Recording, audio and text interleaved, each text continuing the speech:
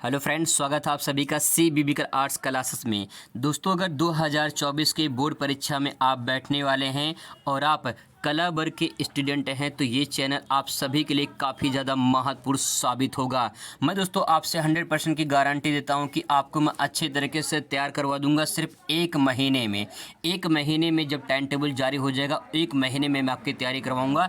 पिछले साल मात्र मैंने 15 दिन ही तैयारी करवाया था, क्योंकि पिछले साल ही मैंने ये चैनल लॉन्च किया था। लेकिन जो है मुझे 5 साल हो गया है। 5 सालों से मैं पढ़ा रहा हूँ प्राइवेट कॉलेज में। काफ़ी ज़्यादा एक्सपीरियंस है कि किस प्रकार से बोर्ड परीक्षा में जो है प्रश्न पूछे जाते हैं, कहाँ से आते हैं, सब कुछ दोस्तों आपको बताएंगे। बोर्ड परीक्षा से A to Z पूरी जानकारी मिलेगी।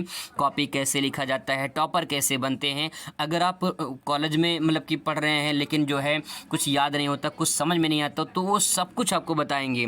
और इसके बाद जो है अगर आप कहीं जॉब कर रहे हैं, कुछ काम कर रहे हैं, बोर्ड परीक्षा देने वाले हैं, तो आपको वो भी बताएंगे कि बिना पढ़े पास कैसे होते हैं। बिना पढ़े का तात्पर्य होता है कि कुछ आप तैयारी किए हैं और कुछ जो है मैं तरीका बताऊंगा, उसके माध्यम से आप अच्छे नंबर से पास जाएंगे। फर्स्ट डिवीज़न तो दोस्तों आपको पास में करा दूंगा, ये गारंटी है 100% की।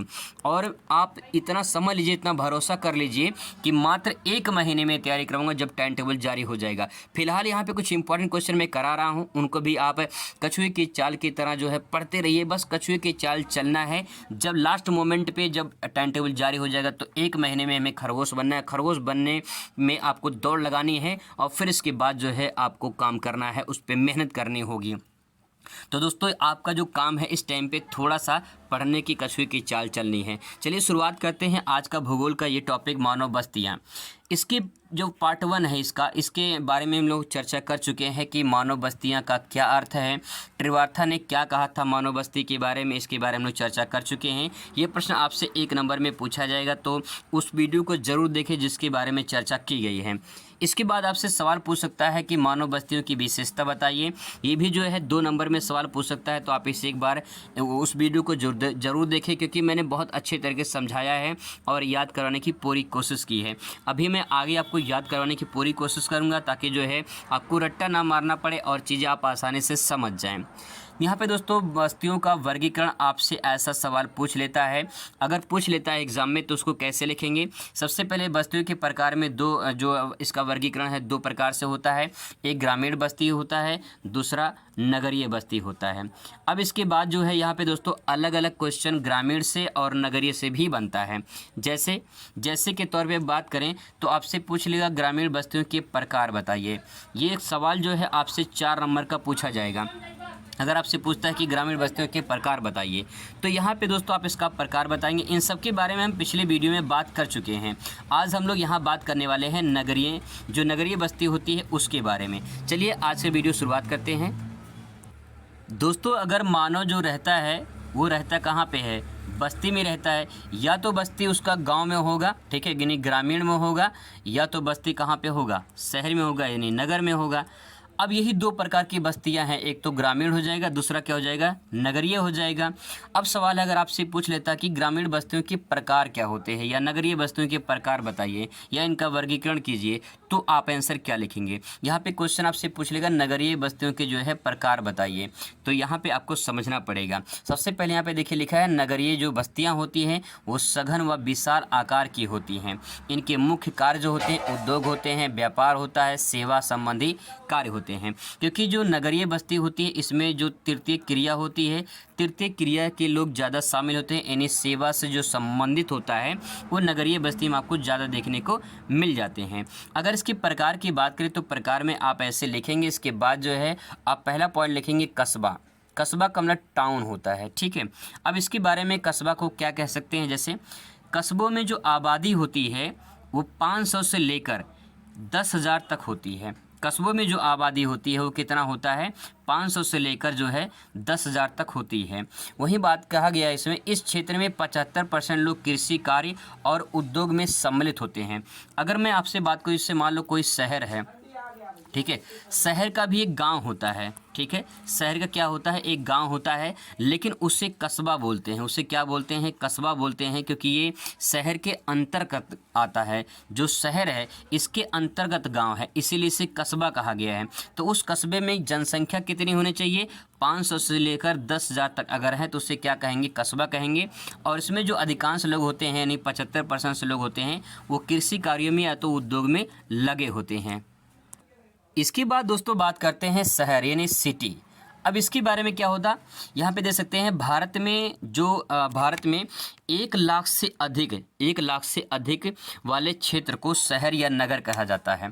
तो नगर और शहर बात एक ही है। जहाँ पे 1 लाख से अधिक जनसंख्या हो उसे क्या कहेंगे, शहर कहेंगे।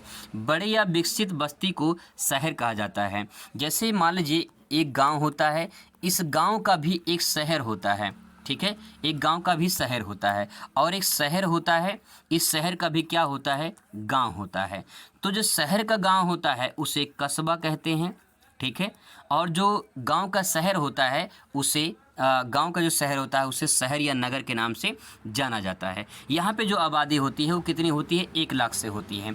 जैसे आप जिस ज़िले में रहते होंगे, अगर वो पूरा ज़िला जैसे लखनऊ, वाराणसी हो गया, ठीक है, ये सब क्या है, सिटी वाले शहर हैं। लेकिन इन शहरों में जैसे लखनऊ की बात करें, लखनऊ में थोड़ा सा आउटर में चले जाएंगे तो आपको गाँव वाला थोड़ा क्षेत्र नज़र आएगा। वहाँ पर क्या होता है, वहाँ पर लोग जो है कस्बा में रहते हैं, अलग अलग कस्बे उनके होते हैं, उन कस्बों में रहते हैं। उनका कुछ जो काम होता है वो 75% लोग कृषि में लगे होते हैं और कुछ लोग उद्योग में लगे होते हैं।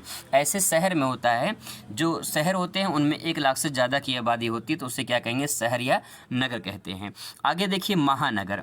अगर मैं आपको महानगर सिंपल वर्ड में समझाऊं तो यहाँ पे देखिए, जैसे मैंने कहा कि कोई व्यक्ति है वो मूर्ख है, ठीक है। मान लो कोई व्यक्ति है वो क्या है, मूर्ख है। अगर उससे कहा जाए वो मूर्ख नहीं बल्कि क्या है, महामूर्ख है, तो मतलब महामूर्ख मतलब क्या, बहुत बड़ा बेवकूफ़ है।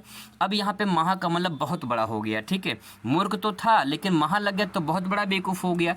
ऐसे ही यहाँ पे नगर लिखा है, अगर इस शब्द के आगे महा लगा दिया जाए तो वो नगर हो जाएगा। लेकिन नगर है, लेकिन कैसा, बहुत बड़ा नगर है। जैसे अगर बात करें मुंबई, ठीक है, जैसे मुंबई, जैसे बात करें दिल्ली, ये क्या बड़े नगर या छोटे नगर हैं, आपका जवाब होगा ये बड़े नगर हैं। तो दोस्तों इस प्रकार से जो है, जो महानगर होते हैं वहाँ पे 10 लाख से ज़्यादा की आबादी होती है। कितनी की आबादी होती है, 10 लाख से ज़्यादा की आबादी होती है। 10 लाख से ज़्यादा की आबादी को महानगर कहा जाता है या उसे मिलियन सिटी के नाम से जाना जाता है। जैसे यूट्यूब पर आप देखते होंगे जो व्यूज़ आता है तो लिखा रहता है 1 मिलियन, 2 मिलियन लिखा रहता है ना। तो 1 मिलियन में क्या होता है, 1 मिलियन में 10 लाख होता है, 10 लाख उस पर व्यूज आ चुका है, ठीक है। तो इस प्रकार से 10 जो मिलियन होता है इसे मिलियन सिटी के नाम से भी जाना जाता है। तो महानगर को मिलियन सिटी कहा जाता है जहाँ पे 10 लाख की ज़्यादा की आबादी होती है। इसके बाद दोस्तों बात करते हैं मेगा सिटी के। मेगा सिटी का मतलब क्या होता है, जहाँ पे 1 करोड़ से ज़्यादा की आबादी होती है। मेगा सिटी का मतलब बहुत बड़ी क्षेत्र हो गया, जैसे दिल्ली, मुंबई, चेन्नई, कोलकाता, यहाँ पे क्या है, यहाँ पे करोड़ों की आबादी है, यानी 1 करोड़ से ज़्यादा की आबादी है, तो इसे क्या कहेंगे, मेगा सिटी के नाम से जाना जाता है। इसके बाद दोस्तों बात करें यहाँ पे सन नगर। आपको बता दें जानकारी के मुताबिक सन नगर अलग से भी सवाल पूछा गया है, तो इसको हल्के में ले लेंगे, समझने की कोशिश करेंगे सन नगर क्या होता है। देखिए जो सन नगर होता है, सन नगर शब्द का प्रयोग जो है वो किसने किया था, पैट्रिक गिटीज ने किया था। किसने किया था, पैट्रिक गिटीज ने किया था। तो जो सन नगर होता है इस शब्द का प्रयोग सर्वप्रथम किसने किया था, तो जवाब होगा इसका पैट्रिक गिटीज ने किया था। कब किया था, 1915 में किया था। याद करिए 1915 में गांधी जी अफ्रीका से भारत लौट कर आए थे, तो आइए 1915 पे इस प्रकार से भी याद कर सकते हैं। अब कहा गया आगे कि यह वह विशाल क्षेत्र होता है जो नगर और शहर के आपस में मिलने से बनता है, जैसे मैनचेस्टर है, टोक्यो है, शिकागो है, ग्रेट लंदन है। मतलब दोस्तों यहाँ पे कहा गया है कि जो नगर और शहर के आपस में मिलने से बनता है। जैसे मान लो कि कोई ये क्षेत्र है, ठीक है, इस क्षेत्र में जनसंख्या बढ़ रही है, तो जैसे जनसंख्या बढ़ेगी तो इसके आसपास का क्षेत्र जो है वो भी कहीं न कहीं सिटी में कन्वर्ट हो जाएगा। तो ऐसे जो क्षेत्र कन्वर्ट हो जाते हैं, जो बढ़ते चले जाते हैं, उसे सन नगर के नाम से जाना जाता है। फॉर एग्जाम्पल जैसे मान लीजिए आपका जो गांव है, उस गांव का एक शहर होगा, उस शहर का विस्तारीकरण होता होगा, तब वो जब शहर विस्तारीकरण हो रहा है, अगर उस शहर के अंदर आपका गांव भी आ जाए तो ये शहर भी विकास कर जाएगा। जब ये शहर विकास कर जाएगा तो उसे क्यों क्या कहेंगे, नगर के नाम से जाना जाता है। वही बात दोस्तों यहाँ पे बताया गया है कि जो नगर या शहर होते हैं उनके आपस में मिलने से बनता है। जैसे मैनचेस्टर होता है, टोक्यो है, शिकागो है, ग्रेट लंदन है, ये कुछ यहाँ पे एग्जांपल दिए गए हैं। इसके बाद दोस्तों अब बात करते हैं यहाँ पे अगला क्वेश्चन। ये क्वेश्चन बहुत ही मोस्ट इम्पॉर्टेंट है, इसको आप इसीलिए जो है हाईलाइट कर लीजिए ताकि जो है आपको समझने में कोई दिक्कत ना हो, और जो है पेपर में आए तो अच्छे नंबर से आप जो है इसे आप लिख दें अच्छे नंबर पाने के लिए। लिखा है प्रकारों के आधार पर भारतीय नगरों के प्रमुख प्रकारों का विभाजन कीजिए, अथवा भारत के नगरों का वर्गीकरण प्रकारों के द्वारा कीजिए। सवाल बहुत ही इंपॉर्टेंट है, आपसे एग्जाम में पूछा जा सकता है। पहले प्रश्न समझने की कोशिश करेंगे प्रश्न पूछ क्या रहा है, फिर इसके बाद जो है उसका आंसर देंगे।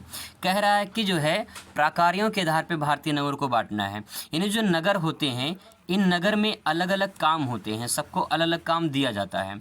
तो जो काम होते हैं उन काम का जो है जो बांटा होना होता है, उसी काम को करने के लिए अलग अलग संस्थाएं बनाई जाती हैं, अलग अलग जो है एक जो है ग्रुप बनाया जाता है ताकि जो है उस क्षेत्र का विकास किया जा सके। तो उसी चीज़ को हमें समझना है कि नगर जो होता है वो कैसे विकास करता है, कैसे उसमें जो है जो भी क्रियाएं होती हैं वो कैसे होता है, उसी बात को यहाँ पे समझना है। तो पहला पॉइंट यहाँ पे लिखेंगे प्रशासन नगर। ये क्या हो गया, प्रशासन नगर। तो यहाँ पे प्रशासन विभाग किसी को मिला होगा, कोई जो है शिक्षा मंत्री, कोई रेल मंत्री, कोई वित्त मंत्री, इस प्रकार से होते हैं ना। ऐसे ही यहाँ पे देखा जाए, पहले तो यहाँ पे जो प्रशासन नगर है ये कहीं न कहीं ये पहला हेडिंग हो जाएगा, इसी के अंतर्गत आपको लिखना है। क्वेश्चन यहाँ पे दोस्तों आपसे पूछ सकता है कि मतलब प्रशासन नगर क्या होता है, इसके बारे में लिखेंगे। इन नगरों में प्रशासनिक कार्यों का संपादन किया जाता है, जैसे नई दिल्ली, भोपाल, लखनऊ, चेन्नई, जयपुर और पटना। मतलब दोस्तों यहाँ पे बात ये कहा गया है कि जो प्रशासनिक नगर होते हैं, जो प्रशासन जहाँ बैठते हैं उसी को प्रशासनिक कार्यों के लिए जो है वो पूरा का पूरा सिस्टम बनाया जाता है ताकि जो है उनको कोई दिक्कत परेशानी ना हो, और उसी प्रशासन नगर को जो है क्या कहा जाता है, प्रशासनिक नगर को प्रशासन नगर के नाम से जाना जाता है।